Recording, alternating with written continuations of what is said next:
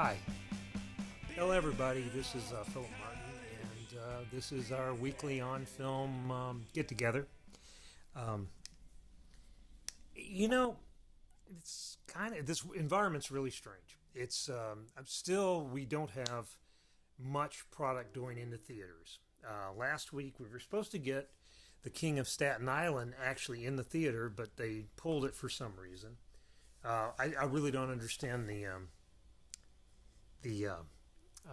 rationale behind that, except maybe, the theaters in Arkansas, their tickets are $5.50 now while this is going on, and I guess if you rent it on or if you buy it on whatever you do, it's like $20 to get it on video on demand, isn't it?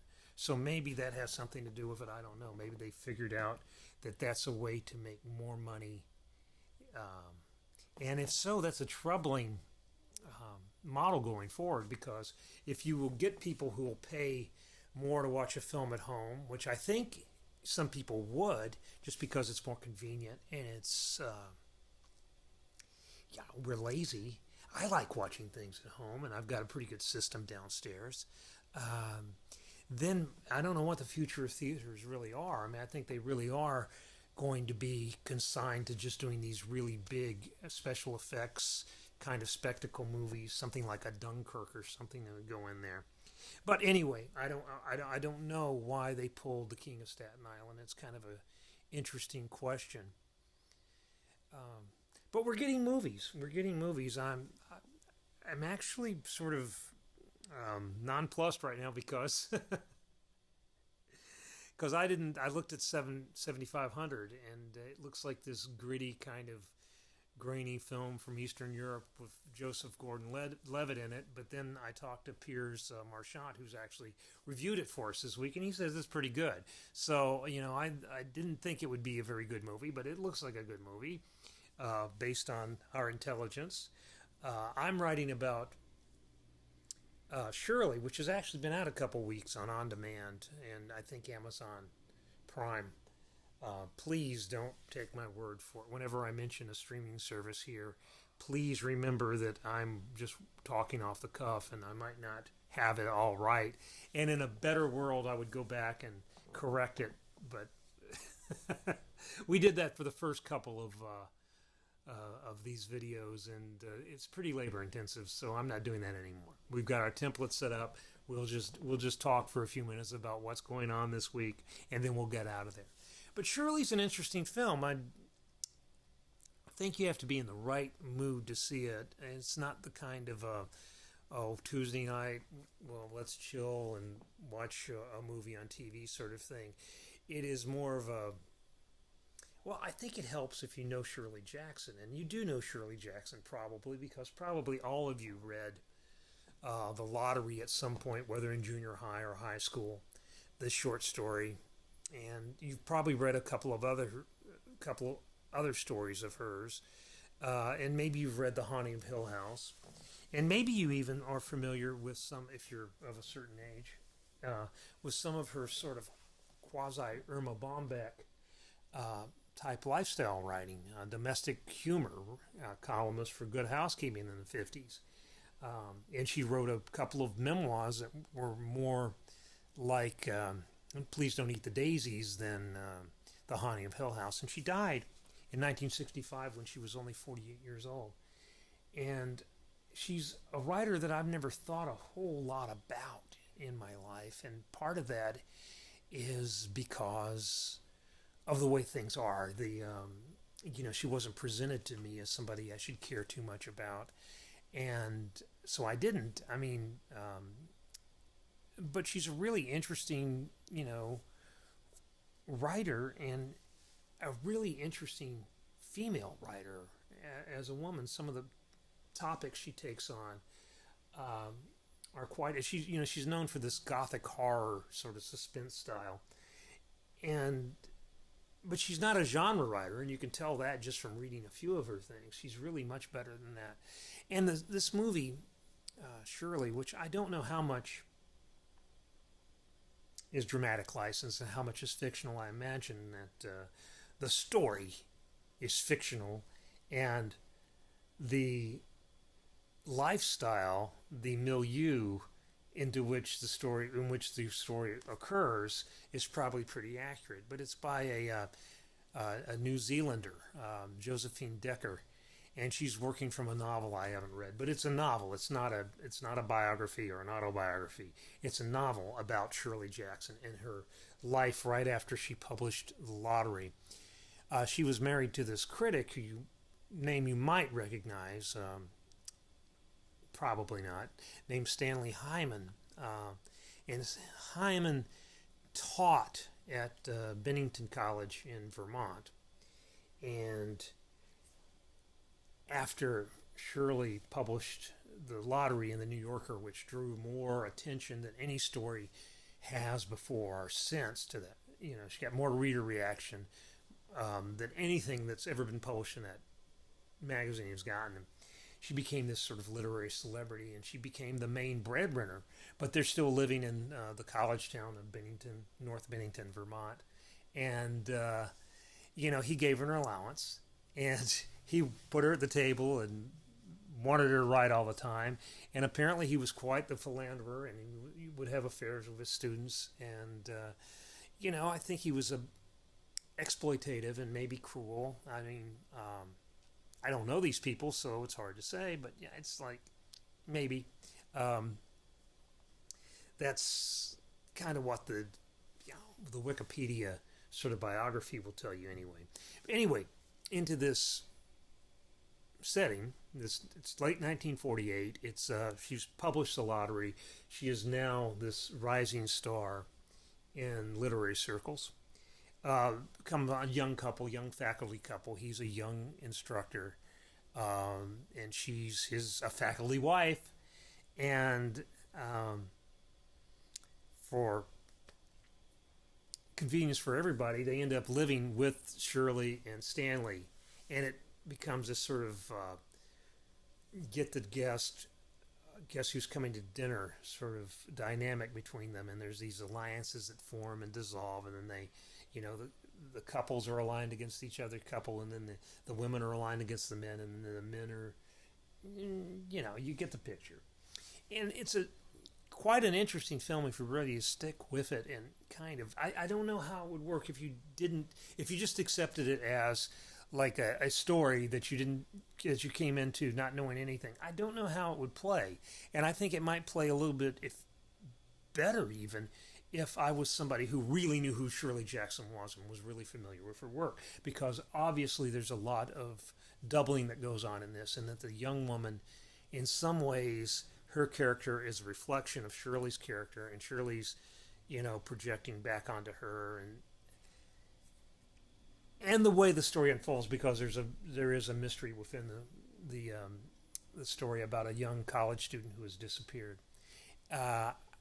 I think that it would even be richer if I knew more about it. But, we all have the tools we have, and my tool is that I can read about this stuff. So, but Shirley's interesting. It's if I'd had more time, I might have made it our lead piece this week, because it's just the interesting behind-the-scenes stuff. Okay. One of the big movies this week, or at least I think the movie that's going to get the most attention, is the Kevin Bacon, Amanda Seyfried movie, You Should Have Left, which is a Blumhouse horror film, which promises on a couple of levels to be better than just your average, run-of-the-mill horror movie that's released in February or as counter-programming to one of the big, movies that come out periodically through the year. It's probably pretty cheap to film it, but it's got Kevin Bacon, who I respect, and who couldn't get me a screener of it, even though I reached out to him through a friend of a friend. Anyway, it's the big movie, but we don't have a review of it. And the reason we don't have a review is because Blumhouse / Universal, or whoever is calling the shots on this, on the publicity, is only making the screeners available at 4:00 our time Wednesday, which is too late for us because we still operate in the same way that a daily newspaper operates, even though our product is now primarily on your iPad. We still have the deadlines and stuff that a day, so we have to print these things, and we print a number of copies every. So I can't just go in and Wednesday night and put something in the newspaper. We have to have it before then. But we live with what we've got, so we don't have a review of it, and we probably won't have a review of it because even though it's the big commercial movie of the week, it's probably not going to be something that we're talking about next week at this time. You see what I'm saying? Whereas Shirley actually was released on June 5th. And normally, if we don't review something the day it comes out or the day after it comes out, we tend not to review it. Or special occasions, we would review something, that opened and do it. But only once or twice over the past 10 years have we done that. But in this new environment, I've decided, moi, the editor of the section, has decided that we don't really have to pay attention to all that because a movie is new when it comes to you. We're not going to really tie ourselves to opening days and try to get things in advance all the time. I think that it's better to try to identify what's good out there and what is important out there and what is driving the conversation.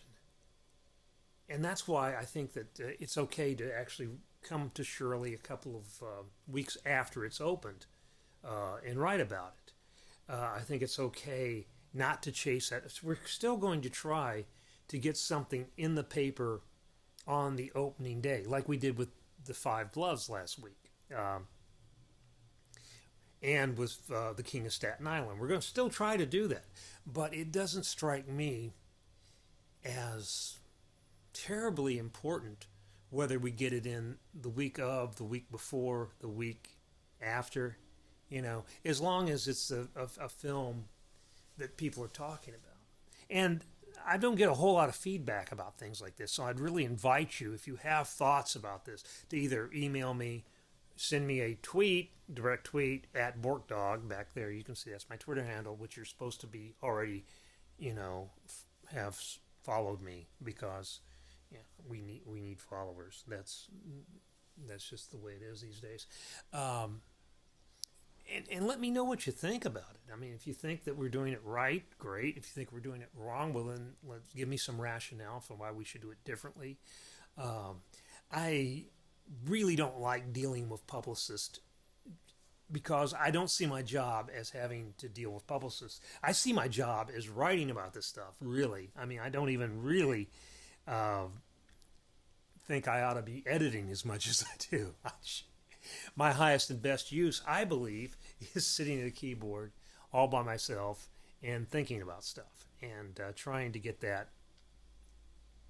in some form where you guys can communicate to try to have a conversation with you guys about that.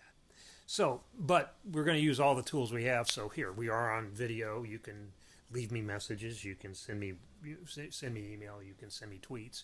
You can send me Facebook messages. I don't mind. But any feedback would be, welcome, and all voices will be heard. What else we get? Well, I haven't even done the home movies yet. Have to get that. Have to get to the home movies part. I don't know what's out. Happy Juneteenth, by the way. If you're looking for something to watch on home video this weekend, I think the Watchmen series was released on DVD last week, and that's stick with that because I am only a moderate fan of the Alan Moore, graphic novel from the 80s. I mean, I've read it and I've got it, and I can go back and refer to it. But the HBO series is a totally different animal. In fact, I had a little bit of a discussion with someone on Facebook who objected to the series on the grounds that, Alan Moore didn't want his characters used in this. And, I understand that from a creator's point of view. I understand that you want to keep this proprietary interest and nobody should mess with your stuff unless you say it's okay to mess with your stuff. But they're not really messing with his stuff in this. It's really the Alan Moore Watchmen is sort of like the mythology for this in this other universe. It's a mythology. It's stories that these people know and are aware of, and it's a mix of history and mythology, I guess, because some of these things actually happened. So, I guess all of them actually happened, maybe not in the way that they were presented in the in Moore's original book. So I have no problem with Watchmen as a as a subsidiary product of the Watchmen comic. Okay, other people care way more about that stuff than I do. I'm sorry, I don't. But it's not your standard, superhero thing like you might have been led to believe, and it's not your standard